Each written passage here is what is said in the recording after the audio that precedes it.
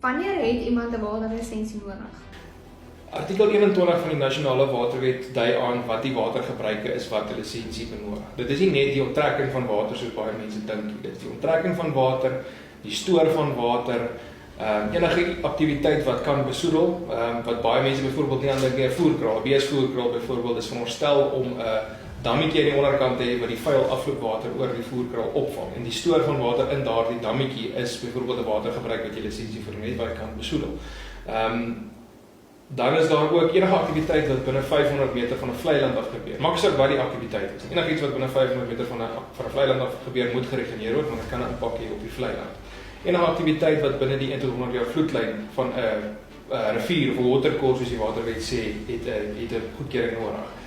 Skryf baie keer die vraag, is my dreineringslyn wat hier by my loop wat nooit water in het nie, hy het nooit water in nie, so hoekom moet ek vir hom 'n waterlisensie? Waterwese reguleer daardie droë loop wat daar loop wat 50 jaar terug water gehad het, nog steeds net dieselfde as die Vaalrivier of die Oranje rivier. Die punt is, dit is 'n natuurlike kanaal waarin water sal vloei as dit genoeg reën.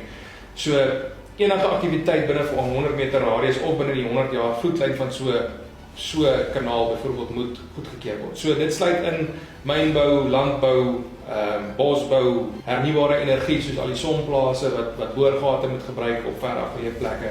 Daar is 'n skedule 1 watergebruik in die waterwet. Dit sê dat jy water mag gebruik uit 'n boorgat uit vir reasonable domestic use, soos die wet sê. Met ander woorde vir jou huishoudelike gebruik en om tuin nat te maak.